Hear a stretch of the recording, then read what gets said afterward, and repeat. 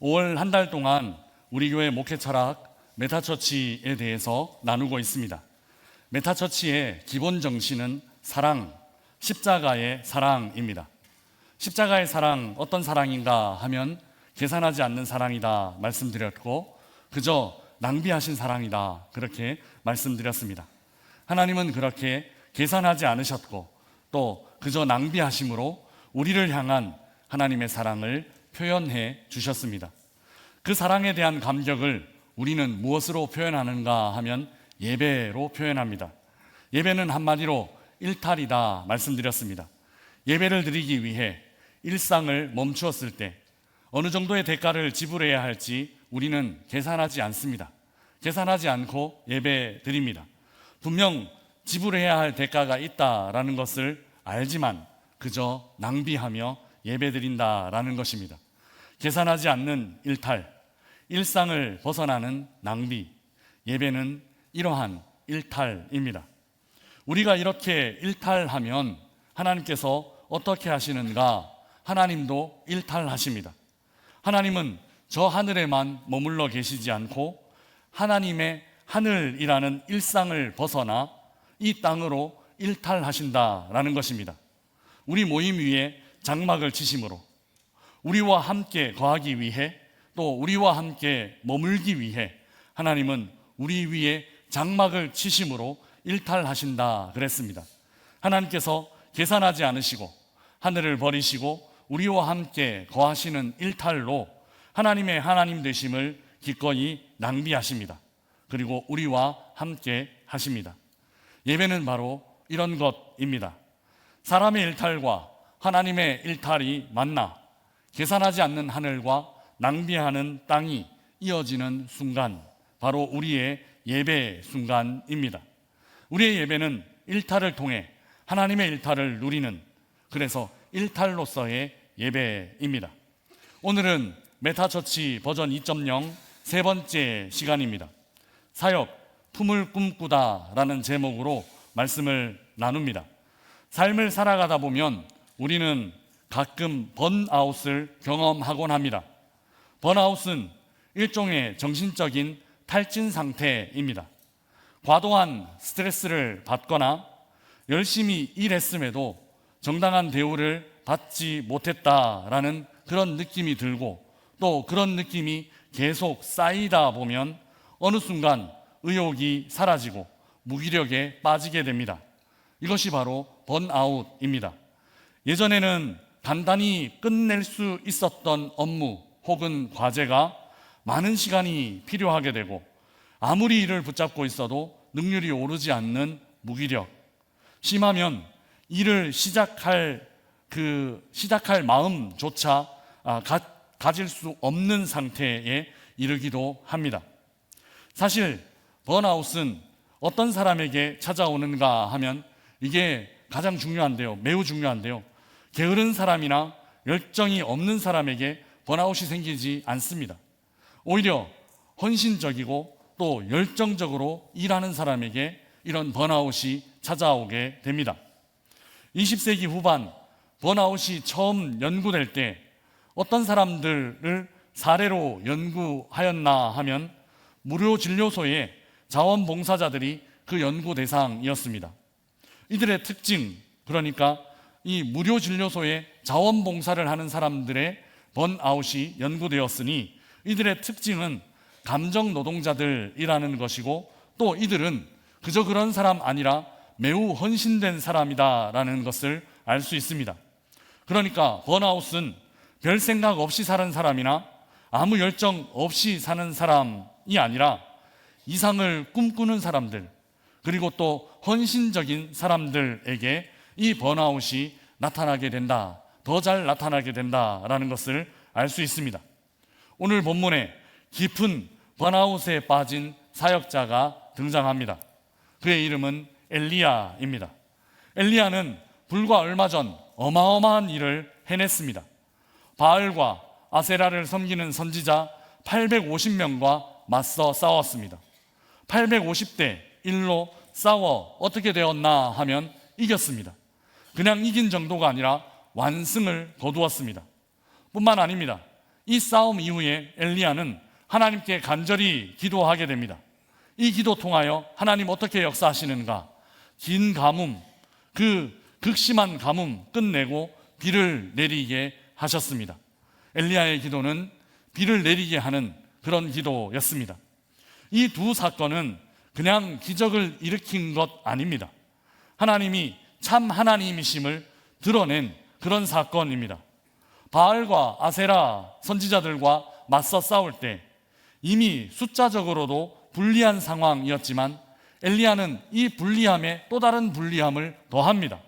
제단 위에, 여호와의 제단 위에 물을 부어서 더 불리한 상황을 만들었던 것입니다. 그래서 아무도 의심할 수 없도록, 털끝만큼도 의심할 수 없도록 이런 일을 하실 수 있는 분이라면 진짜 하나님이심, 모든 사람들이 인정하고 믿을 수밖에 없도록 상황을 더 좋지 않게 끌고 갔던 것입니다. 엘리야가 경험한 성공은 바로 이런 것이었습니다. 악조건 중에 악조건 속에서 승리한 역사였던 것입니다. 그런데 여러분, 이런 성공 뒤에 굉장히 역설적인 일이 일어납니다.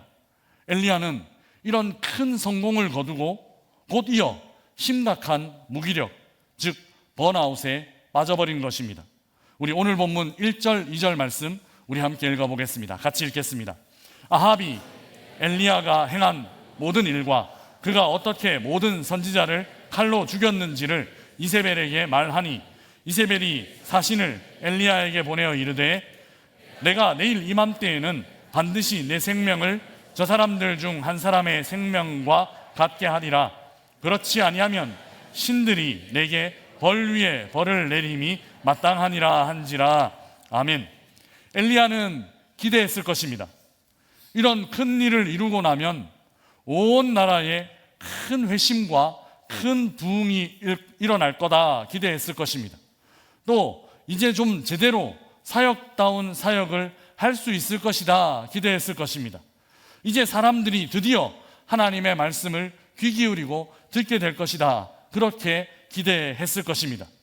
그런데 그런 일은 일어나지 않았습니다. 바알과 아세라 선지자 850명을 무찔렀음에도, 오랜 가뭄 멈추고 비가 오게 했음에도 여전히 아합과 이세벨은 변하지 않았습니다. 사람들도 잠시 움찔하기는 했지만 큰 회심의 사건은 일어나지 않았습니다. 대각성, 큰 부흥 같은 일은 전혀 일어나지 않았던 것입니다. 오히려 엘리야 자신은 큰 위기에 빠졌습니다. 아합과 이세벨이 자신을 죽이려 했기 때문입니다. 이세벨은 24시간 안에 엘리야를 반드시 죽이고야 말겠다 그렇게 이를 갈고 있었습니다. 이 변하지 않는 상황 때문에 엘리야는 크게 낙심했고 심각한 번아웃을 경험했습니다. 우리 3절, 4절 말씀 함께 읽어보겠습니다. 같이 읽겠습니다. 그가 이 형편을 보고 일어나 자기의 생명을 위해 도망하여 유다에 속한 브엘세바에 이르러 자기의 사환을 그곳에 머물게 하고 자기 자신은 광야로 들어가 하룻길쯤 가서 한 로뎀나무 아래에 앉아서 자기가 죽기를 원하여 이르되 여호와여 넉넉하오니 지금 내 생명을 거두시옵소서. 나는 낫지 못하니이다. 아멘. 거의 1000명 가까이 되는 바알과 아세라 선지자를 앞에서, 그들 앞에서 그렇게 당당했던 엘리야였습니다. 지금 전혀 그런 모습 아닙니다. 지금 정반대의 모습으로 서 있습니다. 아합과 이세벨이 전혀 변하지 않았다는 것, 그리고 자신을 죽이려 한다는 것 깨닫고 엘리야는 헐레벌떡 도망칩니다. 그냥 도망친 정도가 아니라 국경을 넘었습니다. 그리고 광야로 들어가 죽기를 원하고 있습니다. 방금 전 그런 위대한 일을 한 사람, 그 당당하던 사람, 정말 같은 사람인가 의심되는 그런 장면을 우리는 목격하게 됩니다. 여기 번아웃에 빠진 사람의 전형적인 모습이 나타납니다. 번아웃은 열정이 없는 사람에게 오는 것이 아닙니다. 번아웃은 열정이 가득한 열심 있는 사람에게 찾아옵니다. 엘리야처럼 우상을 섬기는 사람들과 맞서 싸우며 하나님을 향한 열정, 하나님의 백성들을 향한 애끓는 마음, 이런 열정, 이런 열심, 이런 마음 가진 사람들에게 번아웃이 찾아온다라는 것입니다. 그러면 이제 우리는 번아웃에 대해서 다시 좀 생각해 봐야만 합니다. 번아웃이 나쁘기만 하는 것일까요? 번아웃은 무조건 없어야만 하는 것일까요? 솔직히 저는 이 말씀을 준비하면서 처음에는 번아웃 되지 않는 사역에 대해서 말씀드리려 했습니다. 하나님을 섬기는데 번아웃 되면 안 된다. 번아웃 되지 않는 사역이 우리 교회 사역의 원리이다. 그렇게 설명하려 했습니다. 그런데 이 말씀을 묵상하며 하나님께서는 저의 생각을 완전히 뒤집으셨습니다. 이런 질문으로 말입니다. 하나님은 제게 이렇게 질문하셨습니다. 너는 언제 하나님을 위해 한 번이라도 번아웃 되어 봤냐? 하나님을 위해서, 교회를 위해서, 또 죽어가는 영혼들을 위해서 너는 단 한 번이라도 제대로 번아웃 되어 본 적이 있냐? 라는 질문이었습니다. 그리고 하나님께서는 저에게 다시 한번 저 십자가를 떠오르게 하셨습니다. 그리고 저 십자가가 다시 보이게 하셨습니다. 저 십자가가 우리 주님의 번아웃 현장으로 보이기 시작했습니다. 우리를 위해 자신의 모든 것을 불태우신 우리 주님의 번아웃 현장이 다름 아닌 저 십자가였습니다. 사역은 이렇게 하는 거야. 사랑은 이렇게 하는 거야. 번아웃 되지 않으려 적당히를 생각하고 있는 우리를 위해, 상처받지 않으려 대충대충 거리두기 하려는 우리들을 위해 우리 주님은 저 십자가 위에서 완전히 번아웃 되어 주셨습니다. 모든 것을 하얗게 불태울 때까지 그렇게 우리를 사랑하셨습니다. 그동안 번아웃은 나쁜 것이라고만 여겼습니다. 사실 번아웃이 그렇게 좋은 것은 아닙니다. 그러나 단 한 번도 믿음 때문에 번아웃 되어 본 적이 없다면, 하나님을 섬긴다고 말하면서 단 한 번도 번아웃을 경험해 본 적이 없다면 한 번쯤은 우리의 믿음을 돌아볼 필요가 있습니다. 그리고 저 십자가 위에 완전히 번아웃 되신 우리 주님을 생각할 필요가 있습니다. 그러면 어떻게 해야 하는 것일까요? 우리는 다 소진되어야만 하는 것일까요? 남김없이 불태워야만 그게 제대로 믿는 것일까요? 그렇지 않습니다. 하나님께서 원하시는 것은 우리가 번아웃되어 쓰러지고 소진되어 주저앉아 있는 것 아닙니다. 그러나 번아웃은 열심히 사는 사람에게, 열정적으로 사역하는 사람에게 필연적으로 따라오는 것이다 말씀을 드리는 것입니다. 그렇다면 어떻게 해야 할까요? 열심과 헌신의 삶을 살다가 닥친 번아웃, 원치 않는 번아웃을 우리는 어떻게 다루어야 할까요? 그 대답이 바로 공동체입니다. 그래서 공동체가 필요하다라는 것입니다. 오늘 본문의 이야기는 한 개인의 번아웃 이야기로 끝나지 않습니다. 오늘 본문의 이야기는 그 번아웃한 사람이 이제 공동체를 어떻게 세워가느냐 하는 이야기로 이어지고 있다라는 것입니다. 우리 오늘 본문 뒤에 있는 열왕기상 19장 15절에서 18절까지의 말씀을 우리 함께 한 목소리로 읽어보겠습니다. 같이 읽겠습니다. 여호와께서 그에게 이르시되 너는 내 길을 돌이켜 광야를 통하여 다메섹에 가서 이르거든 하사엘에게 기름을 부어 아람의 왕이 되게 하고 너는 또 님시의 아들 예후에게 기름을 부어 이스라엘의 왕이 되게 하고 또 아벨 무홀라 사바스의 아들 엘리사에게 기름을 부어 너를 대신하여 선지자가 되게 하라.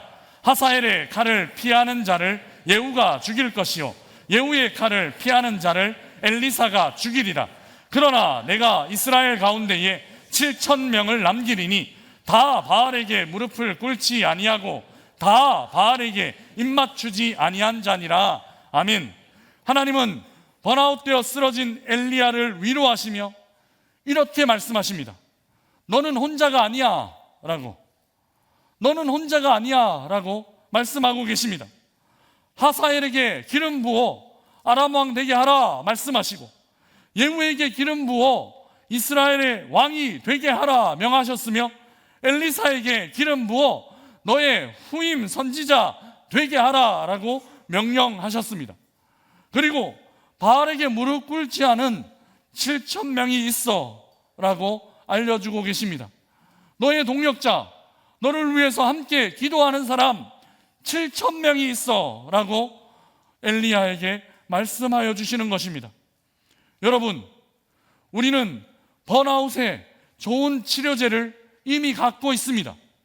그것은 바로 공동체입니다. 우리 공동체가 번아웃 당한 이들, 헌신과 열정으로 소진된 이들을 다시 일으켜 세우는 버팀목이 되어야 합니다. 그래서 우리 모두가 공동체를 믿고 공동체를 의지하며 마음껏 열정을 불태울 수 있어야 합니다. 마음껏 헌신할 수 있어야 한다라는 것입니다. 그래서 마음껏 번아웃 될 수 있어야 합니다. 여러분, 우리가 꿈꾸는 교회는 번아웃 되지 않는 그저 그런 교회가 아닙니다. 우리가 꿈꾸는 교회는 마음껏 번아웃 될 수 있는 그런 교회입니다. 우리 공동체가 있어서, 우리 동역자들이 있어서 마음껏 번아웃되고 마음껏 헌신하는 공동체, 이런 공동체가 우리 명선의 공동체 되기를 주님의 이름으로 축복합니다. 마음껏 번아웃되고 마음껏 헌신해도 늘 이 공동체 안에서 다시 평안과 기쁨을 회복할 수 있고, 또 이 공동체 통하여 늘 기쁨과 평안을 다시 회복할 수 있는 그런 공동체, 우리 공동체 되길, 그런 공동체 우리 함께 만들어가길 주님의 이름으로 축복합니다. 사랑하는 여러분, 이제 저는 이 생각을 바탕으로 우리 교회 사역 원칙을 몇 가지 제시하려고 합니다. 첫 번째, 우리 교회의 사역 목표는 그리스도의 몸을 이루는 것입니다. 일을 이루는 것이 아니라 몸을 이루는 것입니다. 하나님은 우리에게 일을 시키기 위해 부르지 않았습니다. 일이 목표라면 우리를 부르실 필요가 없습니다. 우리보다 일 잘하는 사람은 이 세상에 너무너무 많습니다. 차라리 하나님 혼자 일하셔도 더 빨리 일은 진행될 것입니다. 사역에 열심을 내는 것 당연하지만 사역 자체는 우리의 목표가 아닙니다. 몸을 이루는 것, 그리스도의 몸을 세워가는 것, 그것이 우리의 목표다라는 것입니다. 우리 교회 각 사역팀에서 목표로 삼아야 할 것은 바로 그리스도의 몸을 이루는 것입니다. 여기 공동체에 속해 있는 성도들 각자가 우리 주님과 연결되어 있으며 연결되어 있음을 느끼며 사역하게 되시기를 바랍니다. 성도들 각자가 주님께 연결되어 있기에 우리 모두가 하나로 연결되어 있음을 느끼며 사역하게 되시기를 축복합니다. 우리 공동체의 사역의 목표는 이렇게 몸을 이루는 것입니다. 사역팀에 속하여 사역하시며 이를 함께 이루어 가시기를 바랍니다. 동서남북 선교지원팀을 예로 들면 이렇습니다. 동서남북 선교지원팀 속해서 사역하는 동안에 해야 할 일은 선교사님들만 돕고 지원하는 일이 아닙니다. 그 일을 하면서 팀원들과 함께 그리스도의 몸을 세워가야 합니다. 함께 성장하고 함께 자라며 부족한 부분들을 서로 채워가야 한다라는 것입니다. 다음 세대 지원팀도 마찬가지입니다. 다음 세대 아이들을 섬기며 그저 베풀기만 하고 그저 나누기만 하는 것이 아니라 우리 선생님들도 그 일을 통하여, 그 사역 통하여 함께 자라가고 함께 성장해 나가야 한다라는 것입니다. 때로 지치더라도 지침이 주저앉음 되지 않고 옆에 있는 동력자들의 손잡아줌으로 같은 사역팀에 속해 있는 우리 사역자들의 손잡아줌으로 다시 일어나게 되는 것, 사역하며 나도 배우고 너도 함께 자라나게 되는 것. 우리 교회의 사역 목표는 일을 하는 것보다 몸을 이루는 것입니다. 두 번째, 우리 교회 사역의 초점은 결과보다 과정입니다. 어떤 일을 했다 못했다, 어떤 성과를 냈다 못 냈다가 아니라 그 사역을 하는 동안 모든 팀원들에게 유익이 있었는지, 모든 성도들에게 어떤 유익이 있었는지가 중요합니다. 교회 사역은 성과 없이도 배울 수 있습니다. 성과 없이도 성과가 있습니다. 우리는 이익을 추구하는 회사가 아니기 때문입니다. 예전에 한 목사님이 이런 말씀을 하셨습니다. 교회는 선교 헌금 100만 원이 들어오면 이 선교 헌금 어디에 사용할지 회의하느라 90만 원을 쓴다. 그리고 정작 선교지에는 10만 원을 보낸다. 이렇게 말씀하셨습니다. 그런데 그게 교회랍니다. 선교지에 선교비를 보내기 위해 회의하는 동안, 그래서 90만 원 쓰는 동안 사람들이 성장하고 사람들이 자라났다라는 것입니다. 그래서 그저 버린 돈 아니고 그저 낭비 아니라는 것입니다. 그래서 그 돈도 가치가 있다라는 것입니다. 선교지에 얼마 보냈나 하는 것도 중요하지만 선교 팀원들이 얼마나 배우고 얼마나 성장했나 하는 것도 교회가 담아내야 할 중요한 가치라는 것입니다. 걱정하지 마십시오. 우리 교회는 100만 원 헌금 들어오면 100만 원 다 선교지로 갑니다.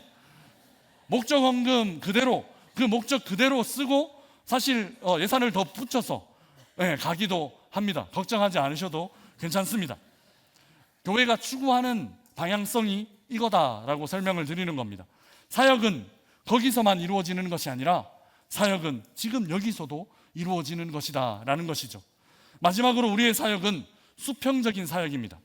수직적이 아니라 수평적이라는 것입니다. 제가 세워나가고 싶은 사역 구조는 이런 것입니다. PPT를 보여주시면 보통 교회 조직은 이렇게 이루어져 있습니다. 담임 목사, 그리고 당회, 재직회, 이렇게 위로부터 아래로 피라미드식으로 이루어져 있습니다. 그런데 저는 이걸 뒤집고 싶습니다. 제가 만들고 싶은 교회는 이런 교회입니다. 담임 목사가 제일 위에 있는 것 아니라 제일 아래에 있습니다. 가장 많이 섬겨야 한다라는 것이죠. 그리고 당회가 위에 있는 것 아니라 당회도 아래에 있습니다. 당회원들이 더 많이 섬겨야 한다라는 것입니다. 혹 사역하시다가 필요한 일들 있으시면 당회원들, 우리 장로님들께 부탁하시기 바랍니다. 열일 제쳐두고 따라가실 준비가 되어 있습니다. 아래에서 섬기는 것입니다. 우리 교회의 사역은 수직적이 아니라 수평적입니다. 명령하고 지시하고 그래서 이루어지는 사역이 아니라 섬기고 또 자원함으로 이루어지는 사역이 이루어지는 그런 교회를 만들어가고 싶습니다. 대부분의 사역 계획 또 예산 행사 계획은 지원팀 단위로 기획이 되고 또 진행이 됩니다. 이를 토대로 사역 계획서가 매년 만들어집니다. 각 팀장님들 그리고 장로님들 한 권씩 갖고 계실 텐데요. 이 책 안에 내가 속한 사역팀뿐만 아니라 속하지 않은 사역팀, 다른 팀 사역들 또 예산들 다 볼 수 있습니다. 이렇게 투명하게 사역을 하고 있으니 이 계획서를 보시면서 기도하며 한 해의 사역을 우리가 함께 이루어갈 수 있으면 좋겠습니다. 사랑하는 명선의 가족 여러분, 저는 오늘 이 거룩한 주일 아침 우리 교회를 이렇게 축복하길 원합니다. 우리 교회가 마음껏 번아웃되는 그런 교회 되길 주님의 이름으로 축복합니다. 옆에 세워주신 우리 동역자들 믿고, 옆에 세워주신 우리 사랑하는 지체들 믿고 마음껏 헌신하고 마음껏 번아웃되는 우리 모두가 되길 주님의 이름으로 축복합니다. 주님 앞에 열심내어 사역하다가 혹 번아웃을 겪을 때 나와 함께 하시는 하나님의 품이 나를 일으키실 것입니다. 그리고 내 옆에 동역하는 동역자들이 언제나 손 내밀고 있습니다. 그 따스한 동역자들의 내밀고 있는 손 붙잡고 다시 일어나 하나님의 나라를 위해서 헌신하고 애쓰는 우리 모두가 되길 주님의 이름으로 축복합니다. 하나님의 품을 더 깊이 느끼는 그런 거룩한 번아웃, 형제 자매된 동역자들의 손길을 더 따스하게 경험하는 그런 선한 번아웃, 주님의 몸된 교회를 이런 거룩하고 선한 번아웃으로 함께 세워가는 우리 모든 명선의 가족들 되시기를 주님의 이름으로 축복합니다. 우리 주신 말씀 생각하며 함께 찬양하겠습니다. 당신은 시간을 뚫고 라는 찬양입니다. 우리 가사를 생각하며 함께 찬양하겠습니다.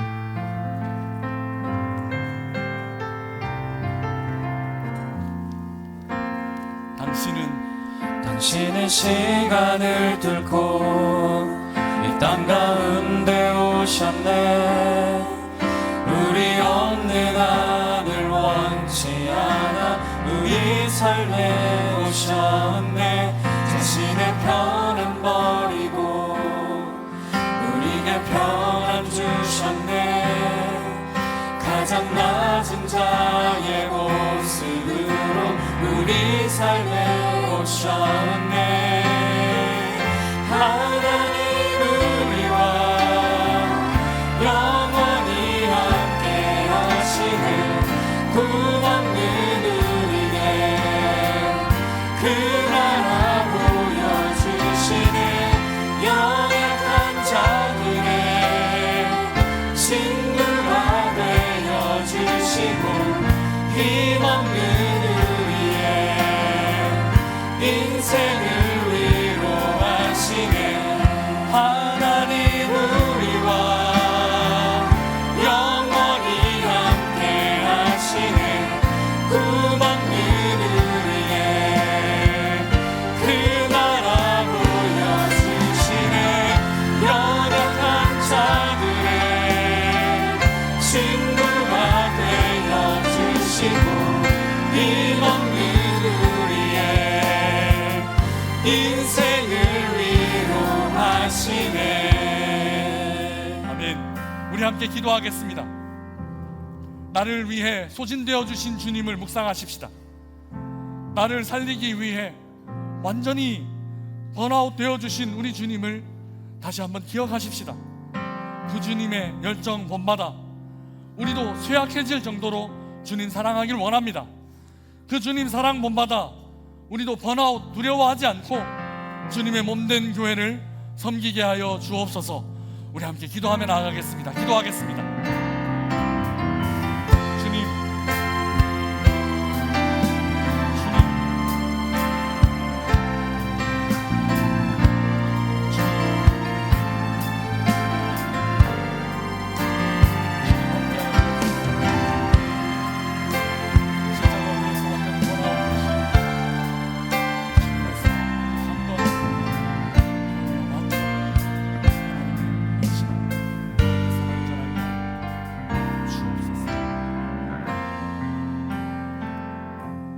사랑의 하나님, 십자가 위에서 모든 것을 소진하신 주님을 생각합니다. 그 모든 것을 불태우신 소진 통하여 우리를 하나님의 몸, 한 몸, 명선의 공동체로 불러주시니 감사합니다. 우리도 최선을 다해 이 몸된 공동체를 지켜가길 원합니다. 때로 녹초가 되어도, 때로 번아웃 되어도 주님 위에 그 길 가게 하여 주시고, 우리 주변에 녹초된 지체, 번아웃으로 소진된 형제 자매 품에 안고 서로 격려하며 힘 북돋아 가며 섬기는 공동체, 주님의 몸 함께 세워가는 공동체 되게 하여 주옵소서. 감사합니다. 예수 그리스도의 이름으로 기도드리옵나이다. 아멘.